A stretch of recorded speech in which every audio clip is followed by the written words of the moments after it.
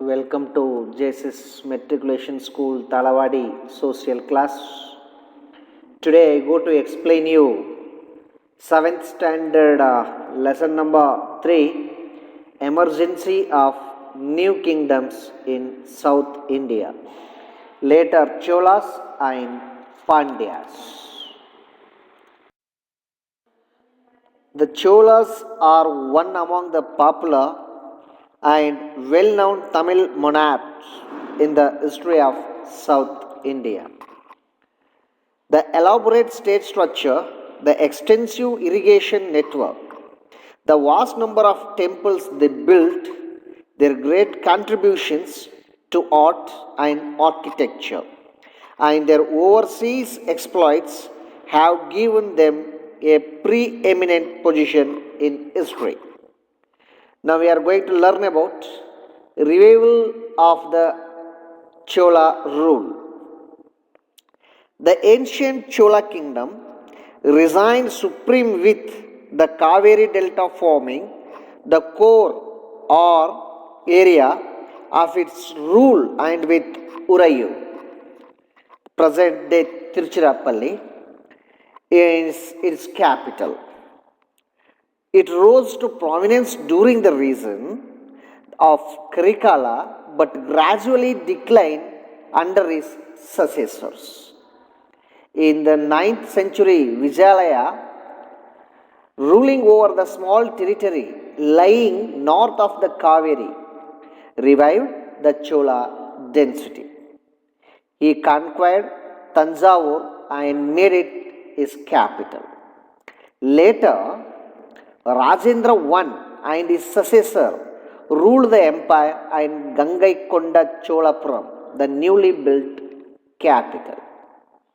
Nagendra I, ADC 985 to 1016, was the most powerful ruler of Chola Empire and it grew popularly behind his times.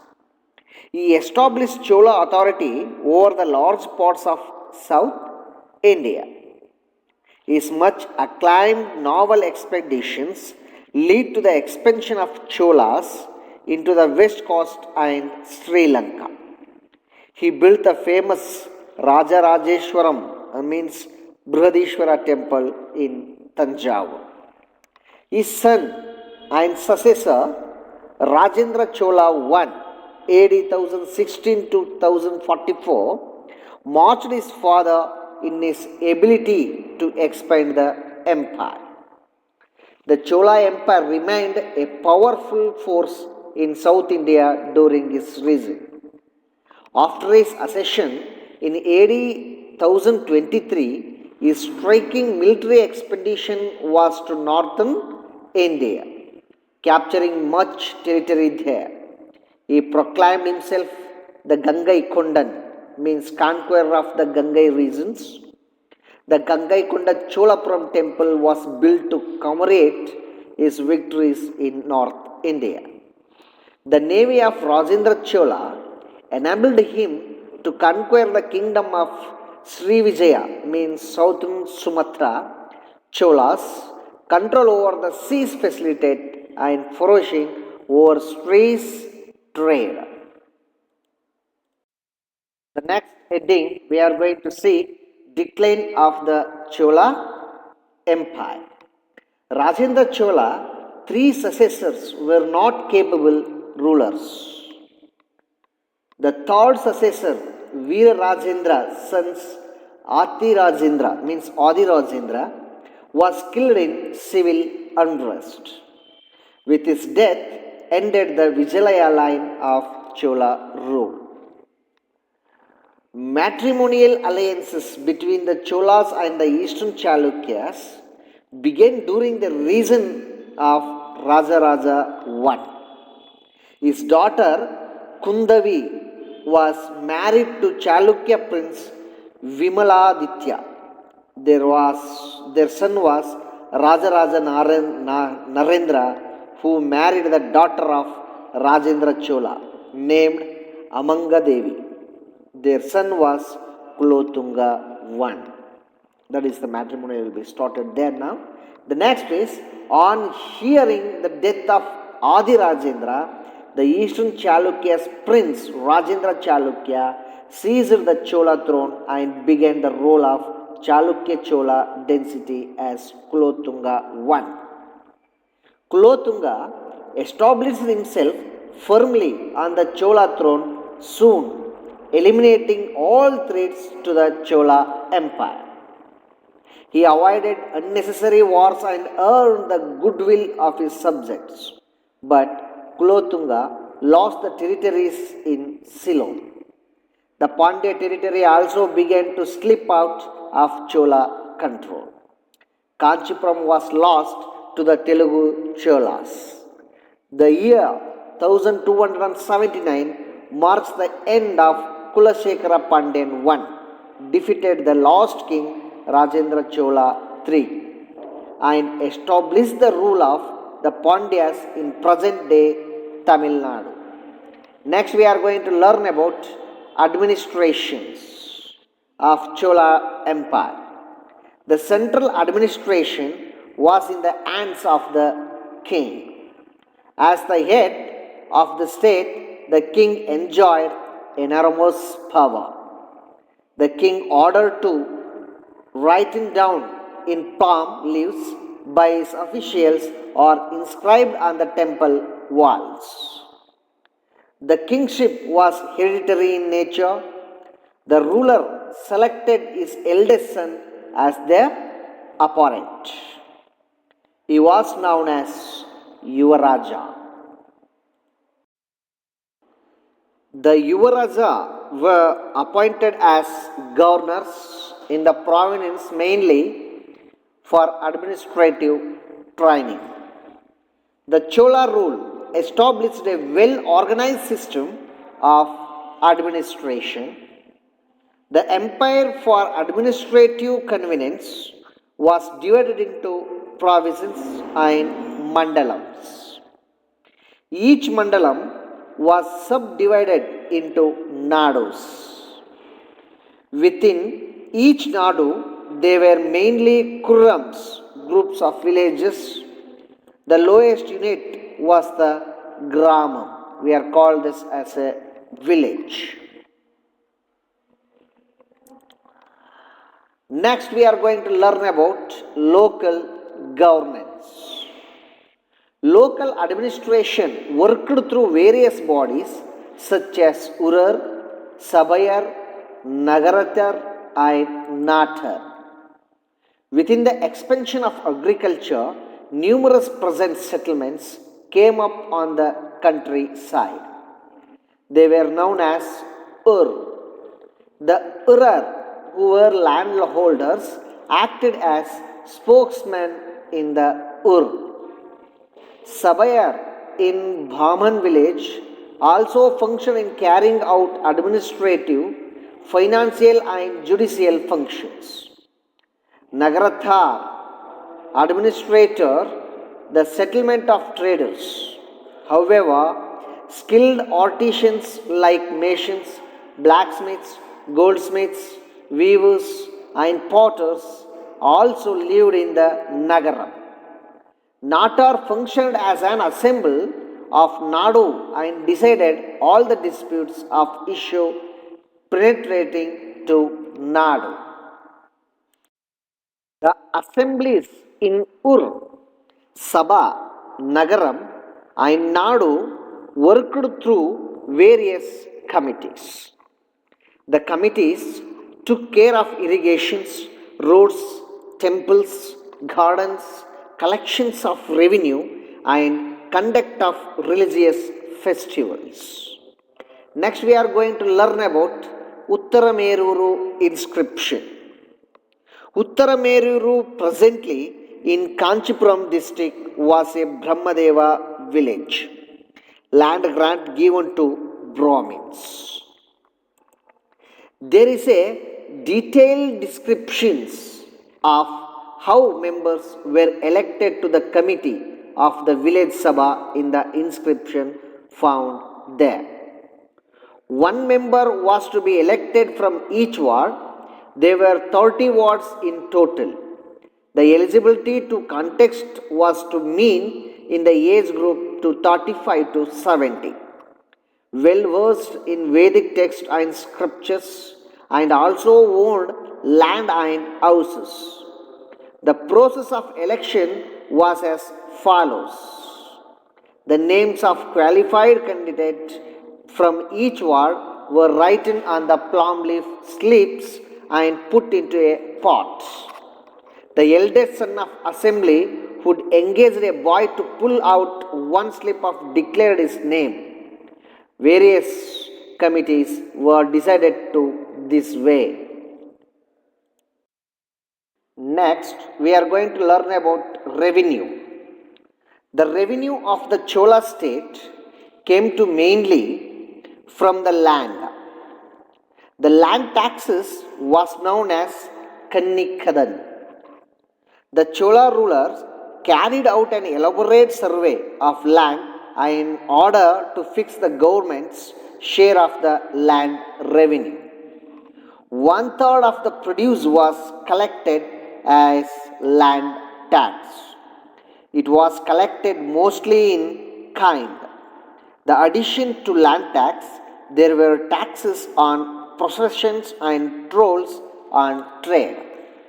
Next, we are going to learn about social structures based on land relations. The Chola ruler gifted tax free lands to royal officials, Brahmins, temples, Devadana villages, we are called that, and religious institutions. Land granted to Jain institutions was called Palichandam. They were also of Velan Vagai land, and the holder of this land were called Vellalars. Hulkudi, a subsection of Vellala, could not own land but had to cultivate Brahmadeva and Velan Vagai lands. The holders of Velan Vagai land retained Melvaram, major share in the harvest, and Ulkudi got Kilvaram, lower share, Adimai, slaves, and Penensi Mokkal, laborers, we are called that means now, occupied the lowest running of society. In the intermediate section came to the armed men and traders.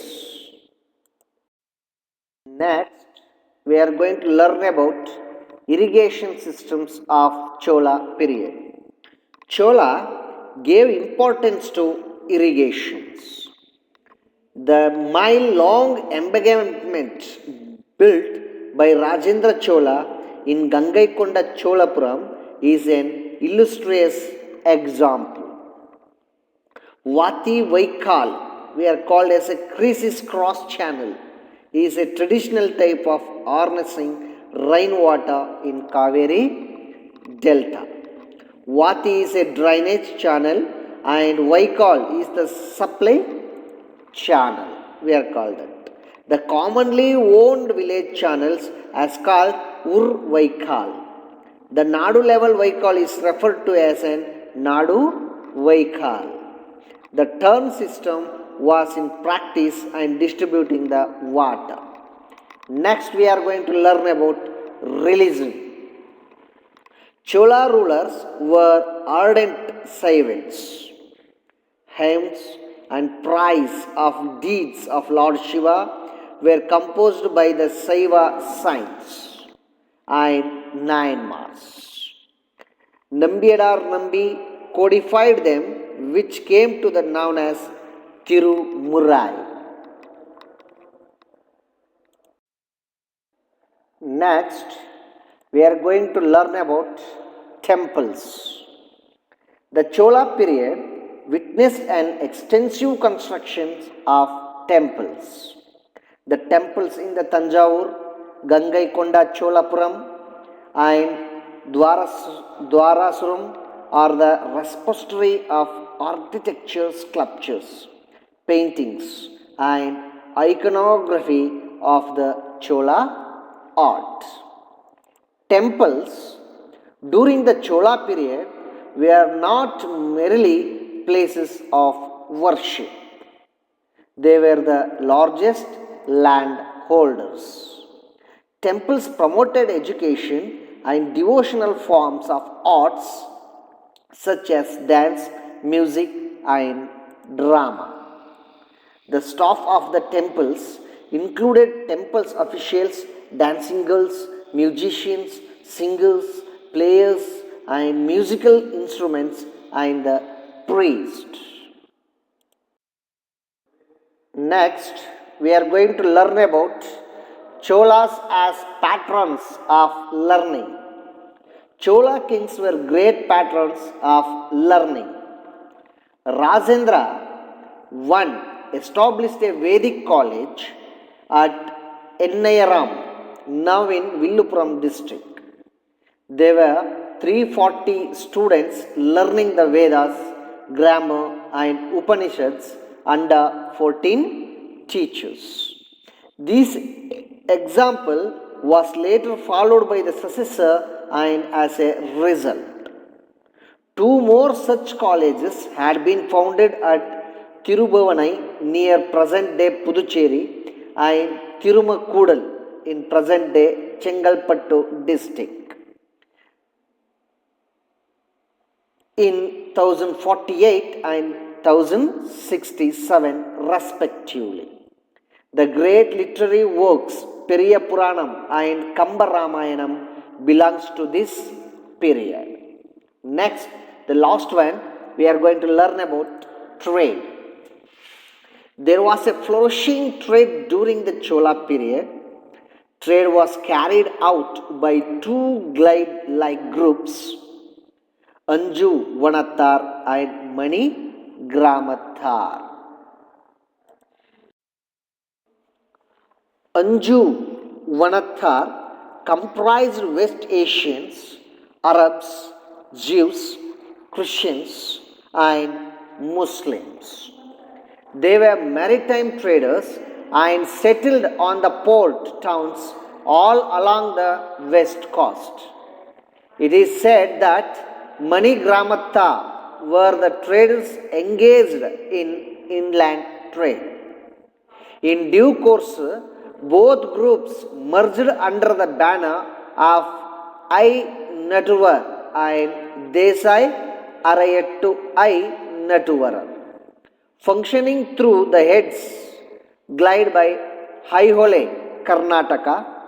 These I Natuvarar glide operated and maritime trade covering Southeast Asian countries. Through overseas trade with Southeast Asia countries,